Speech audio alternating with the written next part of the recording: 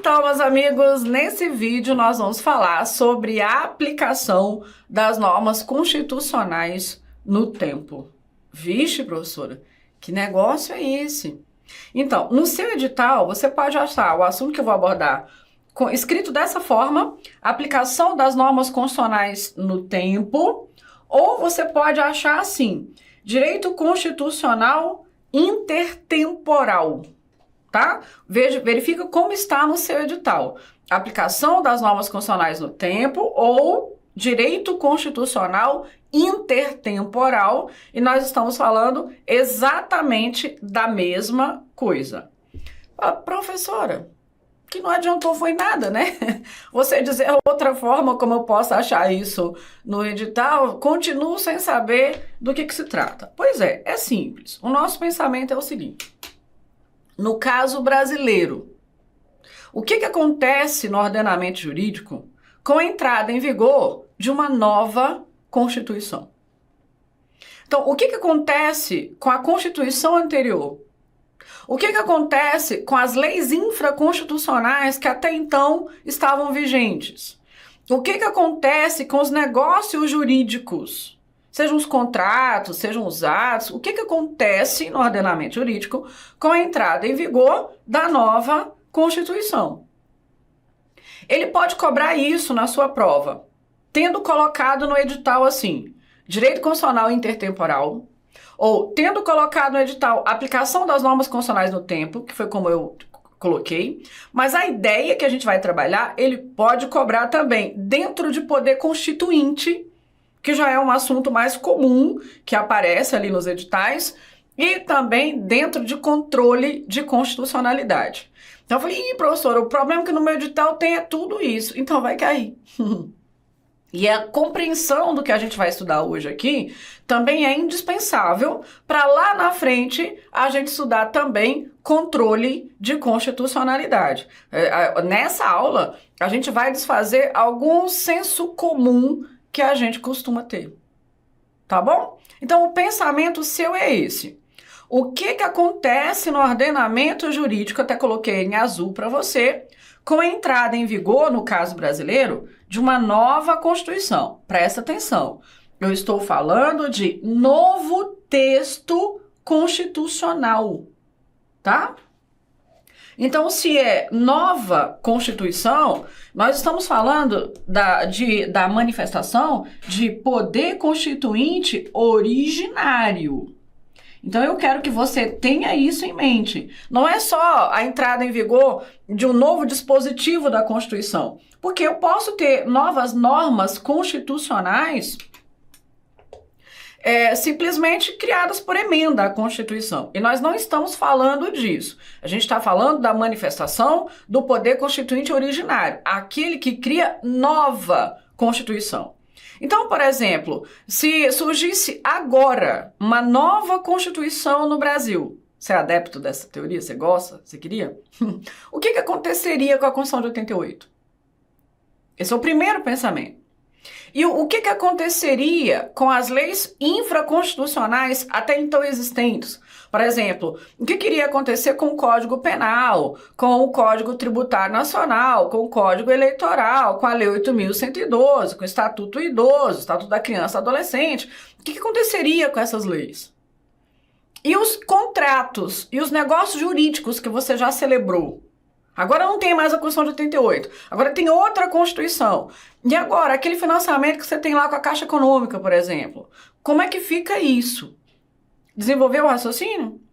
Então, é isso que significa direito constitucional intertemporal. O que a Constituição nova faz no ordenamento jurídico brasileiro? Bom, então, muito bem. Vejamos lá. Primeira situação. Nós vamos comparar Constituição com Constituição. Eu quero que vocês anotem no caderno exatamente nos termos que eu estou colocando aqui. Eu vejo muita gente confundir isso, às vezes até por conta de aulas que assistiram na concorrência, né? Ou às vezes porque pegaram o manual de direito constitucional, que é um bom manual, mas nem todo autor organiza o pensamento didaticamente. Então vai trabalhando as teorias de modo todas misturadas ali, e quando aparece a questão da prova, às vezes a gente tem dúvida. Então eu quero que você estude exatamente como eu estou colocando, que você separe no seu caderno isso. Nós vamos falar, dividir o assunto em 3 partes. Vamos comparar a Constituição nova com a Constituição passada. A gente vai comparar a Constituição nova com as leis e, na sequência, nós iremos comparar a Constituição nova com os negócios jurídicos anteriores. São 3 pensamentos diferentes a respeito do assunto. Beleza? Ok, então, muito bem. Primeiro ponto, o que acontece com a Constituição pretérita, passada, quando surge uma Constituição nova? Vamos pensar, aqui é a Constituição de 67, aquela emendada em 69. Aqui a Constituição de 88. Então, quando a Constituição de 88 entrou em vigor, o que aconteceu com a Constituição passada? A Constituição passada foi revogada. Porque a teoria que nós adotamos aqui no Brasil a respeito do assunto é a teoria da revogação. E preste atenção, eu estou falando de uma revogação tácita. Você conhece essa palavra? Sabe o significado dela? Vê que é algo tácito. Tácito quer dizer automático. Então é assim, a Constituição nova automaticamente, tacitamente, automaticamente, revoga a Constituição anterior. Isso significa que, independentemente de o texto da Constituição nova colocar aqui, ó, expressamente, porque a Constituição tem isso expressamente, mas independentemente de constar expressamente no texto da Constituição nova que ficam revogados os dispositivos constitucionais anteriores, automaticamente acontece a revogação. Por isso que a gente fala assim, é algo tácito. Essa é a teoria que a gente adota aqui no Brasil, guarda, destaca, porque existem outras teorias e elas fazem todo sentido quando o examinador trabalha a questão na prova. Então, nós fazemos o quê? A revogação. Professora, revogar significa o quê? Revogar é tirar do ordenamento jurídico. Aquilo que foi revogado está morto e enterrado, retirado do ordenamento jurídico. Aquilo deixa de existir. Então, a Constituição, no caso, a de 67, né? Ela foi ali outorgada em 67, produziu efeitos até outubro de 88, quando surgiu a Constituição nova. Então, ela foi válida por todo esse período, mas com a entrada em vigor da Constituição nova, ela deixou de existir. Ela não foi considerada inválida. O que ela criou não foi anulado. Simplesmente, ela deixou de existir e aquele texto foi substituído por outro. Então, por segurança jurídica, nós fazemos assim no Brasil. A nova Constituição revoga a Constituição anterior. Professora, revoga o que, Nelma, da Constituição anterior? Gente, revoga toda a Constituição anterior. Então, se, por exemplo, tinha algo na Constituição passada que é incompatível com a Constituição nova, igual a Constituição passada, criava a hipótese de censura. Se isso é incompatível com a Constituição nova, isso aqui está revogado. Tá, mas há coisas na Constituição passada que são plenamente compatíveis com a Constituição nova. Por exemplo, competências de alguns tribunais, algumas atribuições do presidente da República, por exemplo, alguns direitos fundamentais. Tinha coisa na Constituição passada que é compatível com a Constituição nova. Mas o que aconteceu com isso? Isso aqui foi revogado também. Então, preste atenção, independentemente de haver ou não compatibilidade entre o texto da Constituição anterior e o texto da nova Constituição, a nova Constituição revoga por completo, tacitamente, a Constituição anterior. A revogação é tácita, a revogação é automática, a revogação é tácita. Independentemente do que constar. A gente não tem aqui 2 diplomas chamados Constituição. Nós temos uma Constituição escrita, e nós já estudamos isso, nós temos aqui um documento solene, um texto escrito, as normas constitucionais são essas aqui. Estamos firmes? Estamos juntos? Sim ou não? Então, é mais fácil, inclusive, para nós estudarmos, traz mais segurança jurídica saber que as normas constitucionais são essas que constam deste documento. Ok, agora eu quero que você fique firme nisso, porque existem outras teorias. Existe, por exemplo, a teoria da recepção. Imagina o que seria isso aqui na prática. Pela teoria da recepção, eu poderia ter, por exemplo, a Constituição 1, que há países que adotam essa teoria, e aí a Constituição 2. A Constituição 2 revoga a 1. Mas se eu pensar que dentro da Constituição 1 há ali um direito, uma obrigação, uma garantia, uma proibição, e que aquilo não tem nenhuma incompatibilidade com o texto da nova Constituição. É plenamente compatível com o texto da nova Constituição.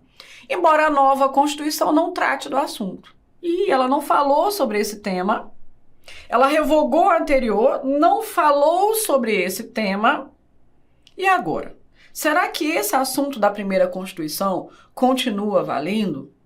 Pois é, nos países que adotam uma recepção tácita, coisas da Constituição revogada que não tem nenhuma incompatibilidade com as da nova Constituição permanecem em vigor. Então, a recepção é o aproveitamento daquilo que é compatível com o novo texto. É o aproveitamento daquilo que é compatível com a nova Constituição, com o novo texto. Isso é recepcionar, é permitir que continue em vigor, porque não tem nenhum tipo de incompatibilidade. Então, imagina se fosse assim no caso brasileiro. A nossa aula seria mais divertida, não seria? Porque aí nós teríamos que saber o texto da Constituição de 88, aquilo que a Constituição cria, e nós teríamos que saber o texto da Constituição passada também. Aí a gente conhece a Constituição passada, a gente conhece a atual Constituição e vê, o que estava na Constituição passada que não está na Constituição nova? Tais coisas. Essas tais coisas são contrárias ao que diz o texto, o novo texto constitucional? Não, são compatíveis. Então beleza. Nós teríamos que estudar a Constituição de 88 e a Constituição de 67 para saber o que estava na de 67, que não tem nenhuma incompatibilidade com a de 88, e então dizer que aquilo continua valendo. Aí eu teria normas constitucionais em 2 documentos. A nossa aula não seria mais divertida? Fala, professora, eu não gostei dessa ideia não. Pois é, eu também não gostei não, confesso que não gostei não. E por uma questão de segurança jurídica, isso seria uma loucura. Porque para nós é muito mais fácil fazer essa análise. Quais são as normas constitucionais? Como eu tenho aqui um documento escrito, é um documento solene, as normas constitucionais são essas. Então é facilmente identificável dispositivo constitucional. Agora, nesse modelo aqui, eu já tenho mais dúvida, gera maior discussão se algumas coisas dessa Constituição permanecem ou não em vigor. Então, por esse motivo de segurança jurídica, não é a teoria que a gente adota no Brasil. Agora, eu peço que você tenha bastante cuidado. Quando eu falo que a teoria da recepção não é adotada no Brasil, eu quero dizer o seguinte, então até coloque aí como observação. Tá? Bastante cuidado também com isso. A recepção tácita de normas constitucionais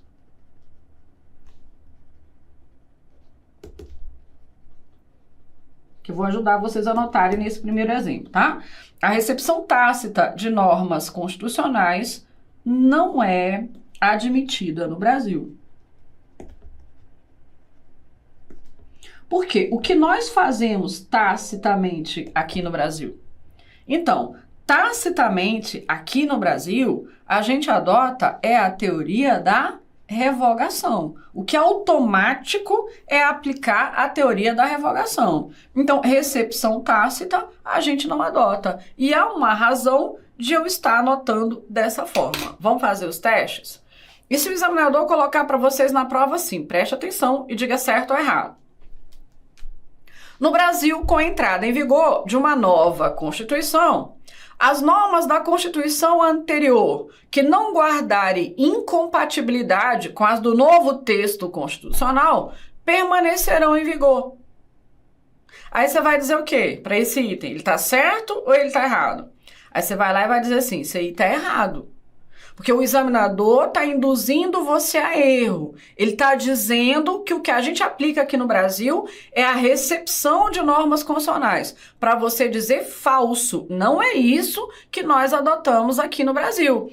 Professora, esse item, para ser correto, teria que ser como? Ele teria que dizer assim, no Brasil, com a entrada em vigor de uma nova Constituição, as normas da Constituição anterior são revogadas.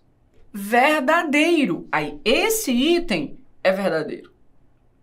Agora, quando você não tem essa teoria, você nunca estudou o assunto, você não tem a teoria, você vai para a prova e ele coloca um item desse lá, a maioria que lê vai dizer que é verdadeiro, porque tem lógica, fala assim, entrou em vigor uma Constituição nova, coisas da Constituição anterior que não tem nenhuma incompatibilidade com o novo texto ficam valendo. Tem sentido? Tem sentido, mas não é o que nós fazemos no Brasil, porque não é essa teoria que é adotada, por motivos de segurança jurídica, até porque nesses nossos 500 e poucos anos de história, nós já tivemos aqui no Brasil 8 constituições. Quando você considera a Constituição de 69, né? Para quem considera assim, é muita coisa para um país tão jovem. E aí, se você pensar no período de Brasil independente, então, aí tudo piora, né? É um Brasil muito jovem. Bom, então, imagina a insegurança jurídica, a cada entrada em vigor de uma nova Constituição, você ir buscando coisas da Constituição anterior. Então, a gente não faz isso no Brasil. Deu para entender? Outra maneira de ele cobrar na prova. A outra maneira é ele perguntar o que é a recepção, o conceito de recepção. Então, recepcionar é permitir que dispositivo anterior à Constituição permaneça em vigor por não apresentar incompatibilidade com o novo texto. Isso é o conceito. Quando ele pede o conceito, você vai lá e dizer isso. Esse aqui é o conceito certo. Marca aquela alternativa. Embora não seja uma teoria adotada no Brasil. Beleza. Agora preste atenção. Lá vem a maldade. E se ele colocar assim, no Brasil, com a entrada em vigor de uma nova Constituição, as normas da Constituição anterior que não apresentarem incompatibilidade com as do novo texto, permanecerão em vigor no ordenamento jurídico, desde que isso esteja expressamente determinado no corpo da nova Constituição. Ixi. E agora? É certo? Tá errado? Vai ficar mesmo com o vixe? Responde isso. Esse tipo de item aqui é a cara de Sebrasp. Eu me lembro da última prova da Câmara dos Deputados. Lá em Câmara dos Deputados, Poder Legislativo te interessa? É um tipo de concurso que você quer fazer? Pois é, na última prova da Câmara dos Deputados, gente, eu achei tanta maldade, foi Sebrasp. Tanto para analista quanto para consultor, ele foi lá cobrando vários itens, acho que foram 4 ou 5 itens, muita coisa na prova, só sobre direito constitucional intertemporal. O que acontece no Brasil quando entra em vigor uma Constituição nova? Quer dizer, é um tipo de assunto que derruba quase todo mundo. E a ideia desse item eu tirei de lá, dessa prova da Câmara dos Deputados. Pronto, dei a cola, cadê minha resposta? Esse item agora é verdadeiro.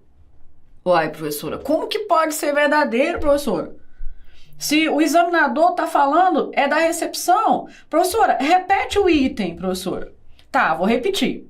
O item foi assim. No Brasil, com a entrada em vigor de uma nova Constituição, as normas da Constituição anterior, que não apresentarem incompatibilidade com as do novo texto, permanecerão em vigor no ordenamento jurídico, desde que isso esteja expressamente determinado no texto da nova Constituição. Isso aqui é verdadeiro. Professora, qual a diferença daquilo que você tinha falado? A diferença, gente, é que agora ele está trabalhando com uma recepção expressa. A recepção, vou até anotar aqui, ó, a recepção expressa é admitida no Brasil. A gente não aceita aqui no Brasil uma recepção tácita, porque tacitamente, automaticamente, nós adotamos aqui no Brasil a revogação.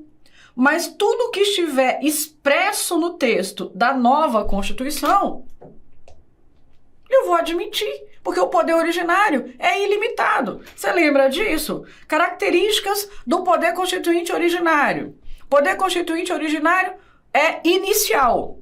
Porque o poder originário é inicial, vou pegar uma cor mais viva aqui, porque ele é inicial, é que nós fazemos essa ruptura. A Constituição nova organiza o Estado de novo. Eu tenho aqui, ó, com a entrada em vigor do novo texto, um outro Brasil, nasceu o Brasil outra vez, com outra organização. E como o poder originário é inicial, ele rompe com a ordem jurídica precedente, acaba com essa ordem jurídica estabelecida pela outra Constituição, porque aqui eu tenho outro modelo de Estado, e organiza o Estado de novo. Então, o poder originário é um poder inicial. É por isso que nós adotamos tacitamente a revogação.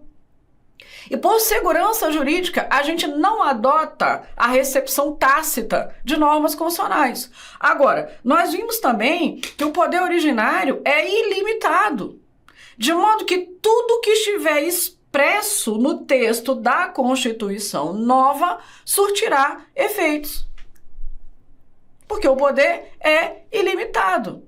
Então, tenha cuidado, a depender da banca, e reforça o Sebrasp, Quadrix, que vem na mesma linha da Sebrasp, tem questões melhores que da FGV, tá? Sobre esse assunto aí. Então, ele vai dizer, por exemplo, que o Brasil não adota a teoria da recepção. É falso. A gente não aceita aqui uma recepção tácita de normas constitucionais, mas uma recepção expressa, nós podemos aceitar. Inclusive, nós fizemos isso expressamente. Por um período pequeno de tempo, mas nós fizemos isso expressamente. A Constituição de 88, quando entrou em vigor, ela alterou a organização tributária do país. E disse o seguinte, que até que aquelas novas regras fossem, então, regulamentadas por legislação infraconstitucional e implementadas, nós iríamos adotar o regramento estabelecido pela Constituição anterior. Então, temporariamente, nós excepcionamos 2 dispositivos da Constituição passada, até que a nova organização trazida pela Constituição fosse regulamentada e entrasse em vigor. Como eu já comentei com você no outro vídeo, mudar de Constituição não é assim só. Dorme Constituição de 67, acorda 88, no estalo tá tudo diferente. Especialmente no que diz respeito ao sistema tributário nacional. Então tem coisa que você precisa organizar, você criar regra e aquilo precisa ser implementado. Então até que tivesse essa implementação, a gente permitiu a estrutura da Constituição anterior para não quebrar o Brasil, gerar um impacto nas contas do Brasil por conta de arrecadação. Ah, professora, quer dizer então que nós excepcionamos coisas da Constituição anterior? Sim, mas essa foi uma recepção expressa. Colocamos expressamente no texto da Constituição de 88, lá no ADCT, que provisoriamente 2 dispositivos da Constituição anterior permaneceriam em vigor no ordenamento jurídico. Então, até nós fizemos a recepção dessas 2 coisas. Temporariamente, mas fizemos. Porque aquilo estava expresso no texto da Constituição. Agora ficou claro? Sim ou não? Pois tomara que caia na sua prova. Maravilha. Ok. Caminhando um pouco mais, há países ainda que adotam uma outra teoria, que é o que a gente chama de teoria da desconstitucionalização. Ai, ai, ai, professora Nelma, lá vem você com essas palavras. Gente, eu procuro evitar usar alguns termos, né? Mas tem hora que eu tenho que usar. Desconstitucionalização, você tá com dificuldade até para escrever, é grande demais, né? Escreve. Desconstitucionalização. Você vai adorar quando eu for falar da repristinação. Você tá achando isso ruim? Que não viu a repristinação ainda. Mas brincadeiras à parte, o que é a tal desconstitucionalização? A palavra é grande, mas o entendimento é simples. Seria isso aqui, ó. Imagina, por exemplo, que aqui eu tenho no país a Constituição, que eu vou chamar de 1 de novo. E aí foi criada uma nova Constituição que revogou a primeira. No texto da Constituição 1, eu tinha esse assunto que não apareceu na Constituição 2. Porém, não há nenhuma incompatibilidade entre o que eu estou chamando de A e a nova Constituição.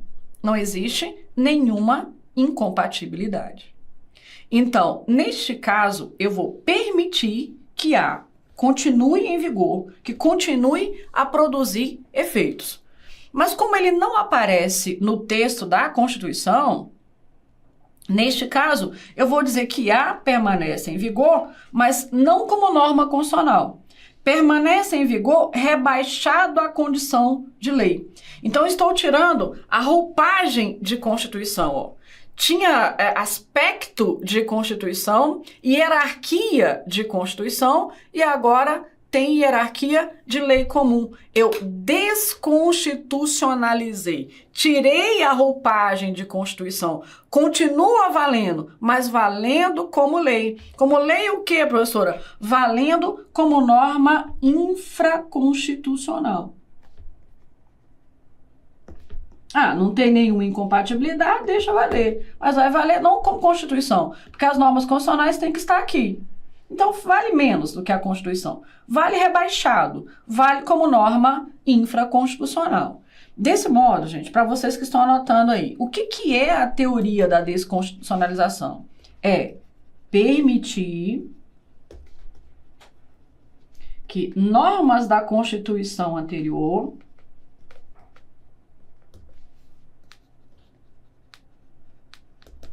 permaneçam em vigor.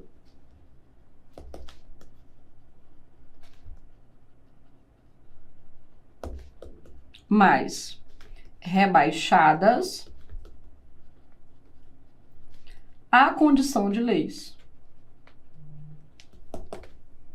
Rebaixadas à condição de lei. Vou colocar aqui lei comum para você saber. É a lei infraconstitucional, é a lei comum, literalmente é desconstitucionalizar. Então, deixa eu ver se você entendeu. Qual que é a diferença entre a recepção e a desconstitucionalização? Qual que é a diferença? A diferença é a hierarquia. Porque quando eu recepciono com hierarquia de Constituição. Quando eu desconstitucionalizo, eu recepciono com hierarquia menor do que a Constituição. Então, a diferença é o valor hierárquico daquilo que continua valendo. Então, continua valendo como norma constitucional ou continua valendo como lei comum? Se como norma constitucional, é recepção. Se como lei comum, desconstitucionalização. Pronto. Eu expliquei a teoria da desconstitucionalização para vocês. Agora vem o teste. E se ele disser assim, ó? No Brasil, com a entrada em vigor de uma nova Constituição, as normas da Constituição anterior que não apresentarem incompatibilidade com as da nova Constituição permanecerão em vigor no ordenamento jurídico na condição de leis complementares. Aí vocês vão dizer o quê? Vocês vão dizer assim, não inventa. No Brasil, quando entra em vigor uma Constituição nova, a Constituição anterior sofre a revogação. No Brasil, a gente não deixa valer norma constitucional não incompatível com o novo texto, rebaixada à condição de lei ou lei complementar, o que é que seja, norma infraconstitucional. Nós não fazemos isso, porque isso é a desconstitucionalização. E o que nós adotamos aqui tacitamente é a revogação. Quando ele fala, no Brasil acontece isso, ele está dizendo assim, automaticamente é assim. E automaticamente não é assim. O que é automático é revogar. Ah, professora, eu tenho uma pergunta para te fazer. Eu já até sei que pergunta que é essa. Nelma, e se fosse uma desconstitucionalização expressa? Aí nós poderíamos fazer... Então, a desconstitucionalização tácita, nós não admitimos. Porque, como eu já falei umas 500 vezes, o que a gente admite é a revogação tácita. Professora, mas e se fosse uma desconstitucionalização expressa? Aí poderia? Aí sim, poderia. Professora, nós fizemos isso? Não. A Constituição Federal não desconstitucionalizou nada. Tá? Até tem autores que apontam isso em relação a dispositivos de Constituição Estadual, enfim, mas não vou nem entrar nessa discussão. Então, em relação à Constituição Federal, nós não fizemos isso até então, até o minuto que eu gravo esse vídeo. Então, enquanto persistir a Constituição de 88, a gente não tem um exemplo de desconstitucionalização criado pela Constituição de 88. Por quê? Porque nós não fazemos isso tacitamente. E expressamente no texto, não fizemos. Ah, mas poderia ter feito? Poderia, só que a gente não fez. Tamo juntos ou já tá à beira de um desmaio? Não desmaia, não. Porque eu tô coradinha aqui, ó. Ainda tô até de rosa, ó, pra ficar mais corada. Tô animada ainda, aguenta firme. A gente tá no primeiro aspecto do raciocínio, tá? Então, beleza. É que, amigos, existe uma outra teoria, que é a teoria da repristinação. Essa aqui é bem mais legal, né? Por quê, não? Presta atenção. Imagina que você tem aqui a Constituição 1, aqui a Constituição 2, aqui a Constituição 3. Ih, apareceu uma terceira Constituição. Isso, apareceu a terceira Constituição. A 2 revogou a 1. Acontece que a 3 também revogou a 2. Tá, e o que a gente tinha em cada uma delas? A Constituição 1 dizia uma coisa, a 2 mudou aquele assunto e a 3 não tratou do assunto. Então, seria essa a realidade. Algo que constou em uma Constituição e aquilo foi revogado e outra coisa foi colocada no lugar. Acontece que eu revoguei o que foi utilizado para revogar a primeira coisa. E o pensamento trazido por essa teoria é que, em razão disso, o A volta a produzir efeitos. Volta a produzir efeitos com que qualidade, professor? Com que hierarquia? Volta a produzir efeito como norma constitucional mesmo. Repristinar, amigos, é devolver ao ordenamento jurídico dispositivo já revogado. Em razão de ter sido revogado também o dispositivo que foi utilizado para revogar o primeiro. Ah, não, professor, agora eu desligo esse vídeo. Não, gente, não apela não, hein? Não desliga não, porque o conceito é esse. É estranho, mas é exatamente esse conceito. Mas o que eu quero que você guarde? Eu estou ressuscitando o morto. É isso que eu estou fazendo. Porque o que está revogado, eu não brinquei falando assim, morreu? Está morto, enterrado? Pois é, na repristinação não está morto, enterrado, não. É um cadáver de anos, que agora eu estou ressuscitando, dando a ele pele, carne, corpo outra vez. Trazendo de volta, devolvendo ao ordenamento jurídico aquilo que já tinha sido revogado. Mas, professora, mas qual é que é a lógica de fazer isso, professora? A lógica é o seguinte, é não deixar essa lacuna. Então, se eu tinha 1 criando A, 2 revogou 1 e mudou A para A ao quadrado. Mas aqui 3 revogou 2 e não tratou do tema. Então, a lógica seria, 3 revogou o que foi utilizado para revogar 1. Então, eu restabeleço 1. Eu trago de volta 1. Ressuscitou. Por quê? É como se a bala tivesse sido tirada de mim. Você atirou, né? O outro atirou em você, pronto, tira a bala de mim. É mais ou menos isso. Essa loucura é a teoria da repristinação. Você já imaginou isso aqui no Brasil?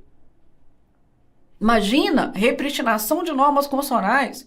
No caso de repristinação, a gente não adota no Brasil nem de normas constitucionais. Aproveito para me meter lá na matéria do Paulo Souza, ó, um pouquinho no direito civil. E a gente não adota a repristinação também tacitamente, nem para leis, porque isso é uma loucura. Imagina o que seria a nossa aula hoje aqui. Olha tanto que ela seria divertida. Nós teríamos que saber a Constituição de 46, a de 67 e a de 88. A gente conhece os 3 textos. Aí a gente percebe o que foi revogado pela Constituição de 67. O que estava lá na Constituição de 46, que foi revogado pela de 67 e que a Constituição Federal não tratou do assunto. Existe tal coisa. Então tal coisa da Constituição de 46 ainda vale. Imagina isso, gente. Seria uma completa insegurança jurídica. Então, para nossa sorte, nós adotamos aqui no Brasil a teoria da revogação mesmo. Então, a Constituição de 67 revogou a de 46. A 46 morreu mesmo. Está morta e enterrada. A de 88 revogou a de 67. Acabou a Constituição de 67. E onde que eu tenho agora? Eu tenho a Constituição de 88. As outras já morreram. As outras já foram revogadas. O que é o Brasil? O Brasil na perspectiva da Constituição de 88. Esqueça o restante. Nós não adotamos a repristinação tácita de normas constitucionais. Conseguiu entender a lógica? Fala, professora, a lógica dessa loucura aí, eu até entendi. Eu só não consegui foi anotar. Confesso os que querem dizer isso. Pelo amor de Deus, professor, eu não consegui anotar. Tá bom, vamos anotar, não reclama. Lembra que foi você que pediu. Então vamos lá, vou pegar um verdinho, fica bom para vocês enxergarem. O que é repristinar? Repristinar é devolver ao ordenamento jurídico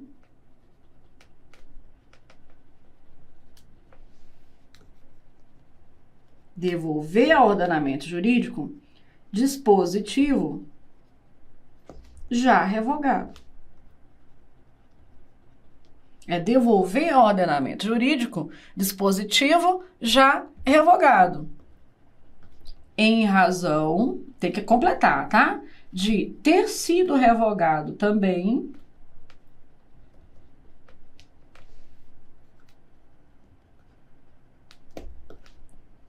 o que foi utilizado para revogar o primeiro. Pensa o quanto que é lindo isso na prova. Isso que eu estou explicando a respeito da repristinação, tanto vale para normas constitucionais, que é o meu objetivo, quanto vale para as outras leis. Quando vocês forem estudar direito civil intertemporal, direito penal intertemporal, esse pensamento sobre a repristinação você aplica para o restante também. Tá bom? Então, beleza. Agora vamos ver se vocês estão firmes. Imagina o seguinte, suponha que tenha surgido uma Constituição nova em 2030. A Constituição de 2030 teria feito o que com a Constituição de 88? Revogado. Tá. Teria feito o que com o artigo 5º, aquele que vocês amam da Constituição? Revogado. Ué, professor, revogado cláusula pétrea? Esquece cláusula pétrea. Tô falando de nova Constituição. Uma nova Constituição não está limitada por cláusula pétrea. A Constituição de 2030 revogaria a Constituição de 88. Tacitamente. Tá. Mas e se no texto da Constituição de 2030 tivesse escrito assim: o artigo 5º da Constituição de 88 permanecerá em vigor? Isso seria qual teoria? Isso seria a teoria da recepção. Isso poderia acontecer? Poderia, porque seria algo expresso. Ótimo. Mas e se no texto da Constituição de 2030 tivesse escrito assim: o artigo 5º da Constituição de 88 permanecerá em vigor com o valor de lei complementar?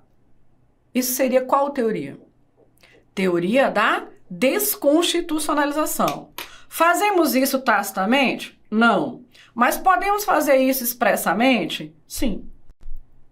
Isso nós poderíamos fazer expressamente. Beleza. E se no texto da Constituição de 2030 constasse assim, que o artigo 20 da Constituição de 67, emendado em 69, volta a viger. Uai, aí isso seria o quê?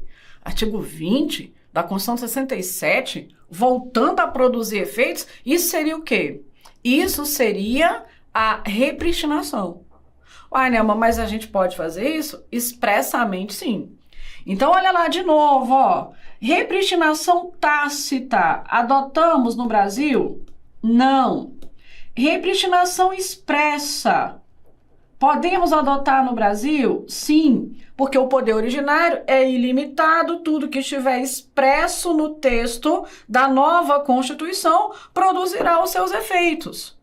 Então, cuidado com questão de prova. E aí as bancas são terríveis para isso. Quando a banca vem, não só na minha matéria, mas cobra no direito civil, ou nas normas de introdução ao direito brasileiro, enfim, vem o examinador e vai lá e fala para você assim, ó, que o Brasil não admite a repristinação. Para você dizer que é falso. A gente não aceita uma repristinação tácita, mas uma repristinação expressa, e aqui eu estou falando de norma constitucional, a gente aceita. Agora acrescento, lei. Se fosse lei, seria aceito também. Algo expresso, algo tácito é que a gente não admite no Brasil. Anotou? Agora eu vou avançar um pouquinho mais. Tenho certeza de que tem gente aí do outro lado, eu vou só pegar espacinho nesse slide, tá? Tenho certeza de que tem gente aí do outro lado, já com o dedinho em pé, querendo entrar com recurso. Eu tenho certeza. Porque quem tá aí assistindo a aula agora, tem gente que tá começando, nunca estudou nada, tá pegando informação pela primeira vez e aceitou o que eu falei. E tem gente que já estudou um pouco mais e que tá com dúvida ou quer contestar aquilo que eu acabei de falar. O aluno vai falar assim, professora, você esqueceu que o Supremo adota o efeito repristinatório no controle de constitucionalidade? Tô de olho em você queria perguntar isso, né? Gente, então eu vou fazer um avançado aqui, só para atender a quem já está mais avançado. Professora, e eu que estou começando? Você anota. Pode ser que o que eu vou falar agora talvez não faça tanto sentido para você nesse minutinho, tá? Talvez não faça tanto sentido, mas você já anota, aí você já vai revisar aquilo algumas vezes e lá na frente, quando a gente desenvolver mais matéria, gradativamente a informação vai ficando mais clara. Olha o que é comum demais de acontecer. Imagina o seguinte, você tem aqui, vou chamar de lei, tá? Eu tenho aqui uma lei 100, por exemplo, dizendo algo. Aí vem outra lei, que eu vou chamar de lei 200, fala daquele assunto de modo diferente, de modo que a lei 200 revogou a lei 100. Ok, passado um pouco, alguém ingressou com uma ação direta de inconstitucionalidade ao Supremo Tribunal Federal para questionar a lei 200. E imagina que essa ação tenha sido julgada procedente. E então o Supremo Tribunal Federal fez a declaração de inconstitucionalidade da Lei 200. Quando o tribunal faz a declaração de inconstitucionalidade, então essa lei desaparece do ordenamento jurídico. Porque não é a Constituição o fundamento de validade do ordenamento jurídico? Se a lei é inconstitucional, ela não vai mais poder produzir efeitos, ela desaparece do ordenamento jurídico. Desaparece como, professor? É efeito de uma revogação? Não, não é efeito de revogação, é efeito de nulidade.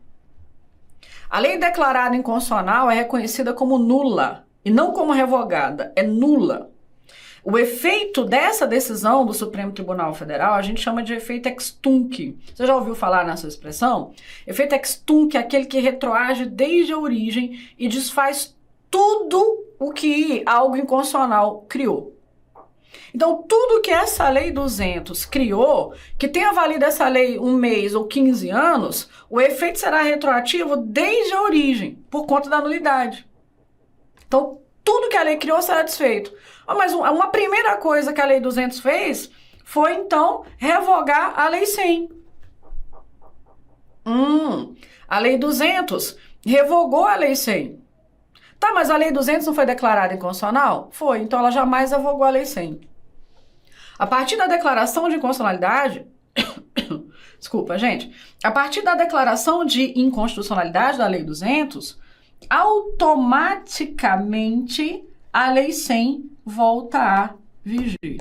Ela volta a produzir os seus efeitos. Isso aqui a gente chama de efeito repristinatório. A declaração de inconstitucionalidade traz um efeito repristinatório. O que é o efeito repristinatório? É trazer aquilo que aparentemente havia sido revogado, mas que eu acabei constatando tempos depois que não foi feita a revogação. Porque a Lei 200, que foi utilizada para revogar a Lei 100, é, na verdade, inconstitucional.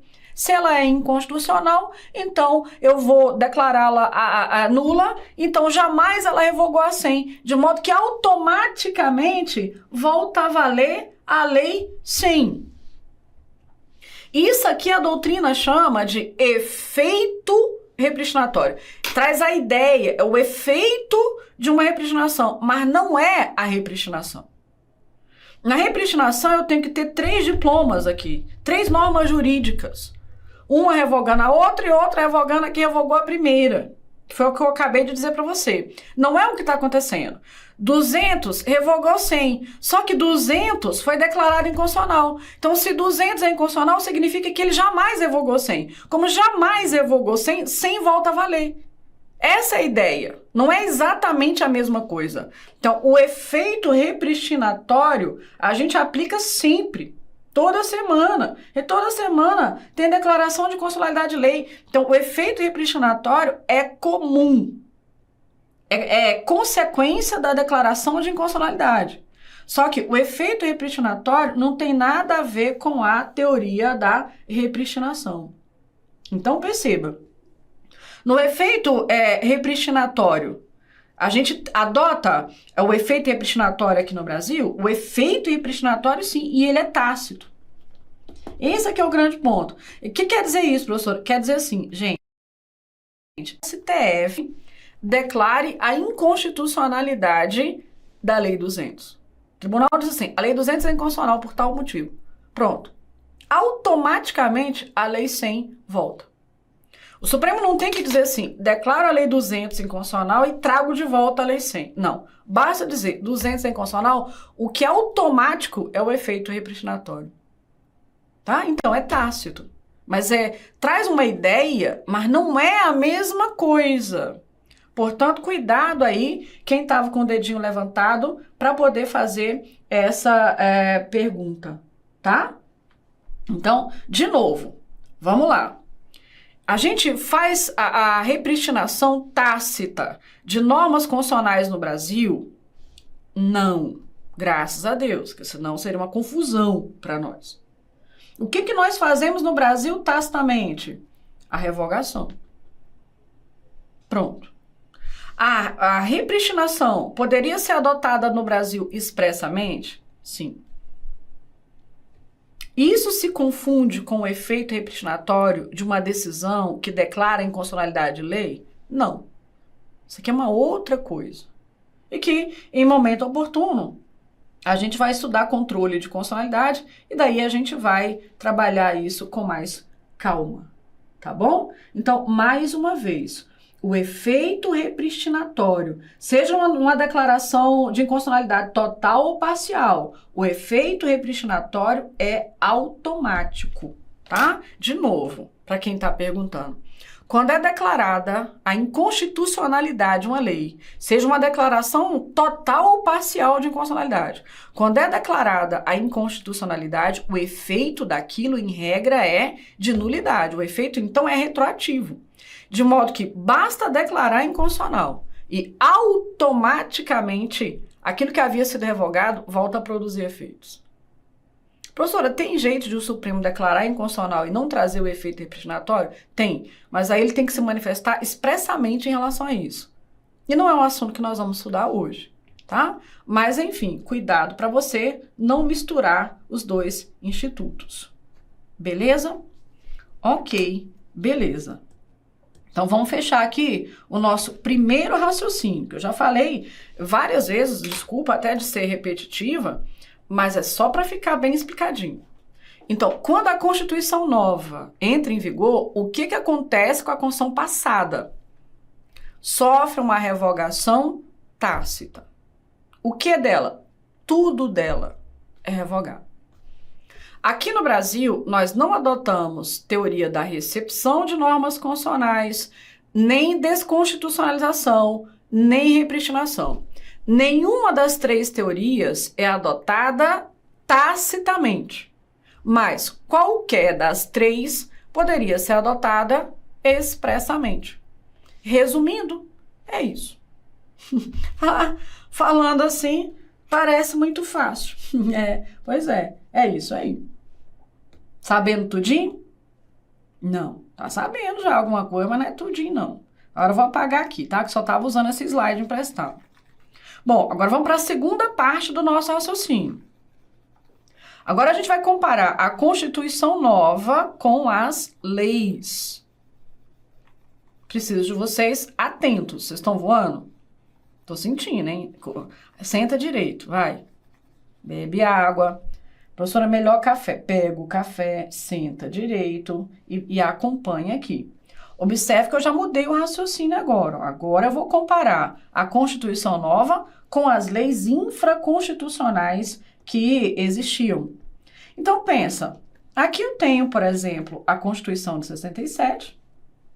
Na vigência da Constituição de 67, nós tínhamos aqui várias leis comuns produzindo seus efeitos também. Ok, veio a nova Constituição. Aí a gente já sabe. O que a nova Constituição fez com a Constituição passada? Revogou. Revogou tacitamente. Maravilha. Mas o que a Constituição nova fez com as leis infraconstitucionais existentes? Com as leis federais, leis estaduais, leis municipais, o que a Constituição fez com as leis? Tô escutando nada. Fala, porque eu não tô falando, professor, eu tô meio me voando, então volta. Para com isso. Aí você fala, não, revogou. Poder constituinte originário é inicial. Ele rompe com a ordem jurídica precedente, professor. Tá tudo revogado. Gente, não faz isso não. Você quer criar um caos no país? Você tá jogando uma bomba no Brasil e saindo correndo. Imagina o Brasil ficar sem lei. Não, professora, tem a Constituição. Sim, mas a Constituição suficiente? Um Brasil desse, só com a Constituição? Então, a Constituição nova, ela revoga a passada. Quando a gente fala de ruptura com a ordem constitucional anterior, para revogar tudo, é tudo que é norma constitucional anterior. Agora, quando a gente fala de lei comum, a gente não pode dizer assim, revoga tudo, porque você cria um caos, um abismo. Quer entender? Imagina. Suponha que isso aqui tivesse acontecido mesmo. Fiquei só com a Constituição. Ué, e o Código Penal foi revogado, né? Foi. Ah, que legal. Quanto tempo vai levar para eu fazer outro Código Penal? Não, vamos fazer um intensivão aqui em 6 meses, tá tudo pronto. Você consegue imaginar 6 meses o Brasil sem lei penal? Se não tem lei, não tem crime. Não tem crime, não tem pena. Não tem proibição, tudo é permitido. Pensa na festa do Brasil sem lei penal, como seria. Pensou? Ficou até tremendo de medo, né? Eu vou reduzir para 1 semana. Em 1 semana já seria uma tragédia completa. Então não é assim, revoga tudo. Não é revoga tudo. Com lei é diferente. É diferente de norma constitucional. Então, aqui neste caso, a gente adota a teoria da recepção mesmo. Então, o que acontece com essas leis?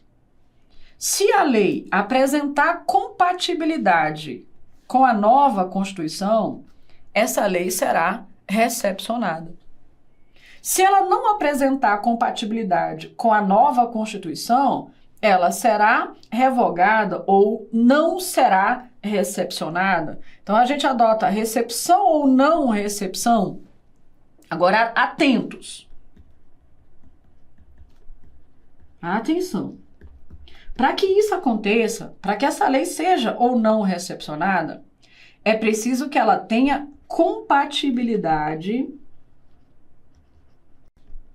material com a Constituição nova. É preciso ter compatibilidade material. Quando eu falo compatibilidade material, eu estou dizendo o seguinte: o conteúdo da lei está de acordo com a Constituição. Então, aquilo que a lei está criando é compatível com o que diz a Constituição? Está de acordo, então, com a Constituição? Se a resposta for sim, está de acordo, então, maravilha. O que a gente vai fazer? A gente vai fazer a recepção daquela lei. Vamos fazer uma recepção tácita também. Ah, tem compatibilidade material? Não. Então, o que vai acontecer? A não recepção daquela lei. É isso aqui que nós adotamos no Brasil. E quando eu coloco assim para vocês, ó, atenção, e até vou destacar, espero que no seu caderno aí você esteja marcando em amarelinho, não, coloca na cor extravagante, no rosa, no laranja. Atenção, o que eu estou mostrando para você aqui, amigo, é que a compatibilidade que precisa ter da lei com a Constituição para que ela venha a ser recepcionada é somente uma compatibilidade material. É só o conteúdo dela. A parte formal a gente despreza. Então, vamos criar exemplo. Pensa aqui, exemplo real. Aqui o Código Penal. Gente, o nosso Código Penal, ele é de 1940. Quando o Código Penal foi feito, qual era a Constituição que estava em vigor? Então, quando o atual Código Penal foi feito, a Constituição que estava em vigor era a Constituição de 37. Então, na vigência da Constituição de 37, foi feito o Código Penal, e aí, por conta da época, ele veio na forma de decreto. Foi feito o Código Penal. Ah, o que estabelece o Código Penal? Crimes e penas. É o que eu estou chamando aqui de A. Crimes e penas. Beleza? Ok. Qual foi a próxima Constituição depois da de 37? Aí a gente teve aqui a Constituição de 46, né? O que aconteceu com a Constituição de 37 quando a de 46 surgiu? Foi revogada. É o que a gente já estudou. Foi revogada. Maravilha. E o Código Penal? Aí a gente pensou assim, os crimes aqui fixados e as penas estão compatíveis com a Constituição de 46? Sim. Ah, tá. Então, o que aconteceu com o Código Penal? Ele foi recepcionado. Continuou valendo. No mesmo Código Penal. Beleza. Na sequência, veio a Constituição de 67, emendada em 69. Ela revogou a de 46. Tá, e o que aconteceu com o Código Penal? Ah, e o Código Penal? Tá compatível? Tá compatível. Então, o que aconteceu? Ele foi recepcionado. Ele continuou valendo. É o mesmo Código Penal. Ele continuou valendo. Pronto, veio a Constituição de 88. Fez o que com a de 67? Revogou. Mas e o Código Penal? É o mesmo. Então, o nosso Código Penal, ele foi feito lá atrás, em 1940. E é esse mesmo código que nós estamos adotando hoje. Então, não é assim, a Constituição nova revoga todas as leis. Não, a Constituição nova revoga a Constituição anterior. Mas e as leis? As leis infraconstitucionais podem ser recepcionadas ou podem ser não recepcionadas, conforme sejam ou não compatíveis com o novo texto constitucional. Compatíveis materialmente. No caso do Código Penal aqui, o que é compatível materialmente? O crime tipificado, a pena fixada, aquilo é condizente com o novo modelo de Estado trazido pela Constituição de 88? Então deixa valer o mesmo código. E assim, muitas leis no Brasil têm essa mesma característica.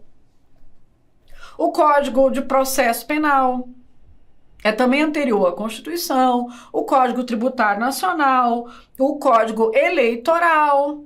Todos esses que eu estou citando são anteriores à Constituição, mas estão valendo aí. Por quê? Porque a gente vai recepcionando aquilo que é compatível. Professora, tem um órgão assim que senta quando entra em vigor uma Constituição nova e fica olhando e dizendo isso aqui vale, isso aqui não vale, isso aqui foi recepcionado, isso aqui não foi recepcionado? Não, não tem não. Isso é tácito, isso é automático, isso é tácito. automático. Entendeu? Então, maravilha, gente. Começou a pegar a ideia da recepção? Agora, ó, lógico que aqui eu estou citando assim, eu peguei um exemplo de uma lei inteira, né? Citei Código Penal, porque sei que todo mundo conhece. Agora, quando a gente pensa em texto de lei, se eu tenho aqui uma lei anterior à Constituição, eu vou chamar de Lei 100. Essa lei é de 1983, por exemplo. Portanto, ela é anterior à Constituição. Veio o novo texto constitucional. O que acontece com essa lei? Às vezes essa lei tem aqui, vamos supor, 5 artigos. É possível que o artigo 1º dessa lei seja incompatível com a Constituição e que, portanto, ele seja revogado. E mais o 2, o 3 e o 4 são compatíveis. Então, o que acontece com eles? Eles são recepcionados. Ah, o 5 é incompatível, o 5 é revogado. Aqui eu chamo a sua atenção para um outro aspecto. O que é compatível, e a gente está falando de compatibilidade material, é recepcionado.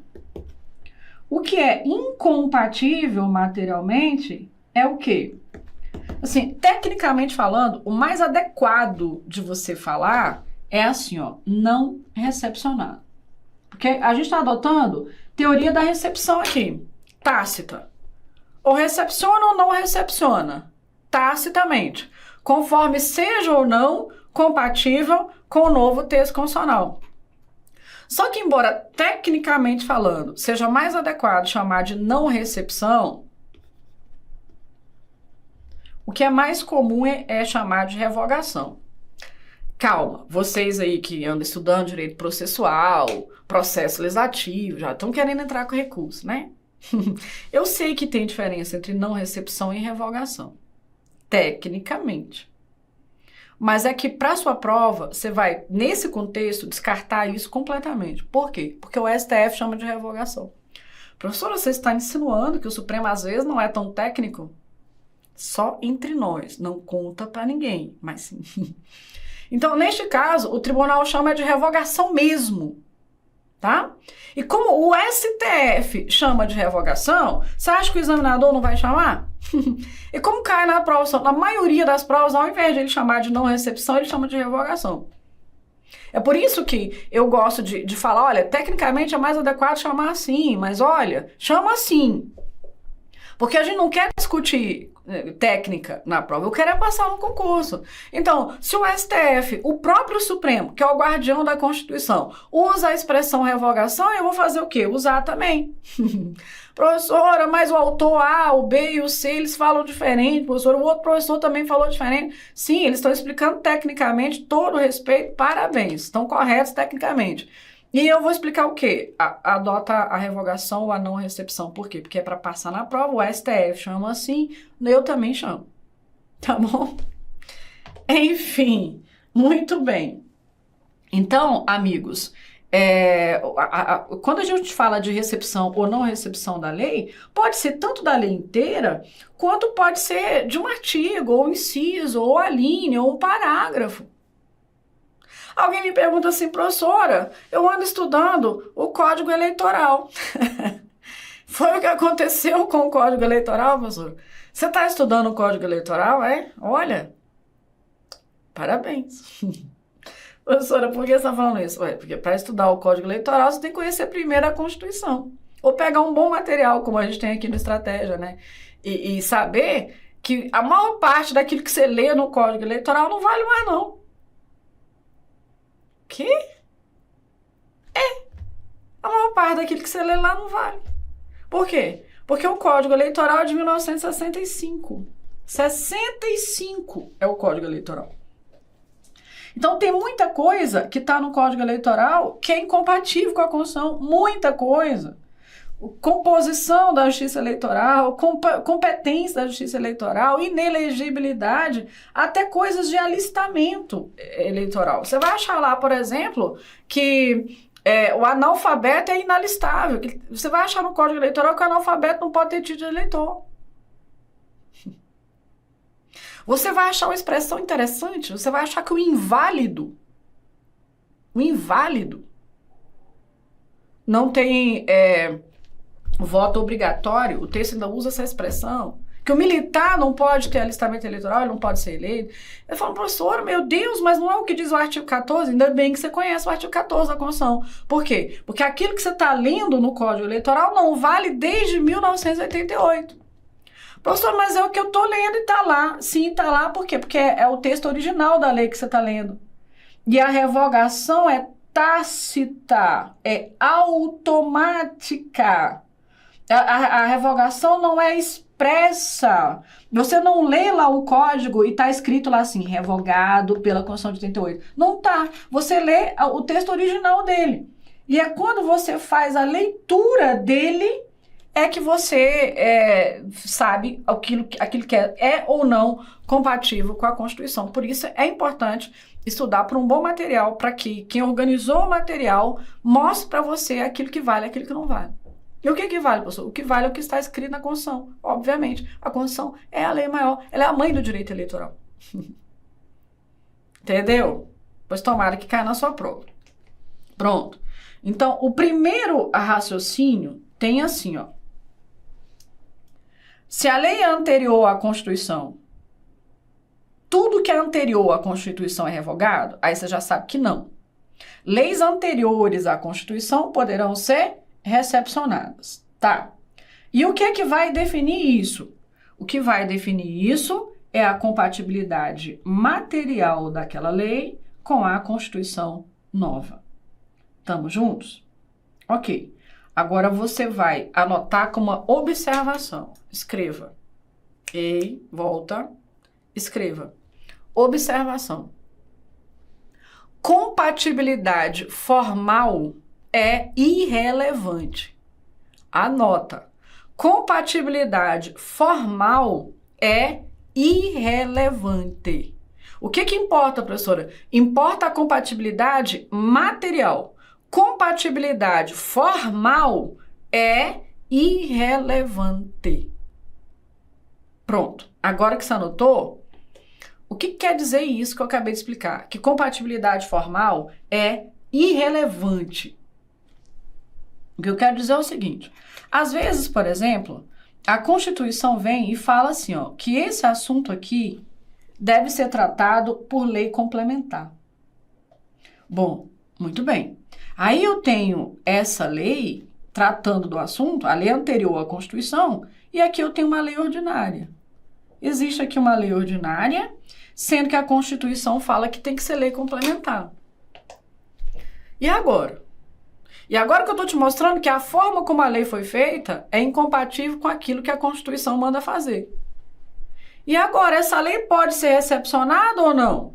Aí você vai dizer, olha, a forma dela, Nelma, é irrelevante. Interessa o conteúdo. O conteúdo da lei está compatível com a Constituição? Está. Recepciona. Ah, mas a forma é incompatível. Releva. Estamos juntos? Excelente. Terceiro passo. Agora, outra observação.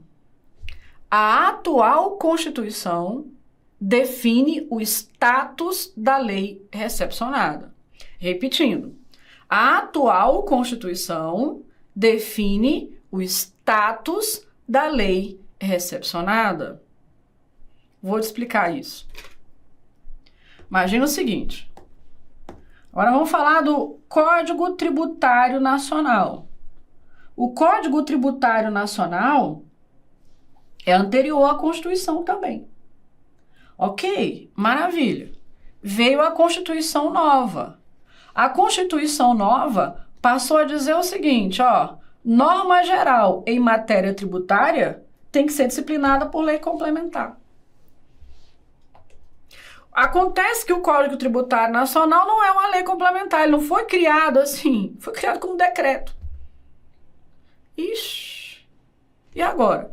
Agora é que interessa o conteúdo. o conteúdo dele é compatível com a Constituição, a forma como ele descreve os tributos, especifica os impostos, as taxas, enfim, aquilo que ele define está compatível com a Constituição? Está. Então eu faço o que com o Código Tributário Nacional? Eu recepciono, porque só interessa a compatibilidade material, só interessa o conteúdo dele, só interessa a compatibilidade material do código.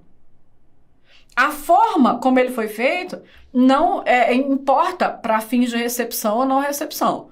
Só que agora eu pego o mesmo código e passo a enxergá-lo como a lei complementar. Não, professora, acabei de abrir o código aqui, ó, ainda está escrito decreto. Sim, mas você está com o texto original, né? Porque a recepção é tácita, automática. Você está com o texto original, mas você olha para o texto e enxerga lei complementar. O status dele é definido pela Constituição. De modo que hoje, quando a gente precisa fazer qualquer ajuste no Código Tributário Nacional, a gente faz por meio de lei complementar. Porque norma geral em matéria tributária, a Constituição fala que é assunto de lei complementar. Então, eu recepciono porque eu estou desprezando a forma como aquilo foi feito. Mas o status daquilo é definido pela Constituição. Então, foi feito como decreto, inclusive, mas eu olho e vejo, enxergo uma lei complementar. É a nova Constituição que define o status daquilo que ela está recepcionando. Certo? É por isso que a forma é desprezível. Aí alguém me pergunta o Código Eleitoral. E o Código Eleitoral? E o Código Eleitoral é uma bagunça. Você vai falar isso pro Ricardo Tox? Ó, professor Ricardo Tox, a professora Nelma falou que o Código Eleitoral é uma bagunça. Conta pra ele. Ele vai concordar. É uma bagunça, você sabe por quê? O Código Eleitoral foi feito como lei ordinária. Acontece que algumas coisas em matéria eleitoral, a Constituição fala que é assunto de lei complementar. Então, a Constituição fala que inelegibilidade é tema de lei complementar, composição e competência dos órgãos da Justiça Eleitoral são assuntos de lei complementar. Ou seja, o Código Eleitoral trata de vários assuntos. Dentre os vários assuntos, esse aqui é a inelegibilidade, por exemplo, esses dois, composição e competência da Justiça Eleitoral. Para esses temas que a Constituição exige lei complementar, eu olho uma lei ordinária e enxergo lei complementar. Porque o status, quem define é a Constituição nova. As outras coisas eu enxergo como lei ordinária. Ou seja, esse Código Eleitoral que você tem aí na sua mão, um pedaço dele foi recepcionado como lei ordinária e outro pedaço como lei complementar. Porque a forma a gente desprezou, a gente priorizou o conteúdo. Agora, aquilo que a gente recepcionou pelo conteúdo tem hierarquia diferente. Uma parte vale como lei ordinária, outra parte vale como lei complementar. Eu sei, é bagunçado mesmo. Professor, por que esse povo não faz outro código eleitoral? Eu também pergunto. Esse código, 65, foi feito num período de regime militar, o Código Eleitoral. Ele tem muito pouco de democracia nele. E o Congresso Nacional teria que ter feito outro Código Eleitoral há muito tempo. Passou, foi da hora. É por isso que o TSE tem que fazer dezenas de resoluções para poder ajustar aquilo que está tudo recortado, uma coxa de retalhos, né? O Código Eleitoral. Pronto, desabafei. Mas esse exemplo você utiliza para guardar assim, ó, o status da lei recepcionada, quem define é a Constituição nova. Beleza? Ok? Tamo juntos? Mesmo? Vocês estão sabendo de tudo? Não. Nem nesse tópico 2 eu não consegui ainda fechar a explicação. Tá? Mas eu sei que vocês estão à beira de um desmaio. Eu vou fechar esse vídeo para vocês poderem tomar uma água ou um café. Já no próximo vídeo, eu vou recuperar essa ideia e complementar o raciocínio para a gente fechar esse assunto. Tá bom? Até lá!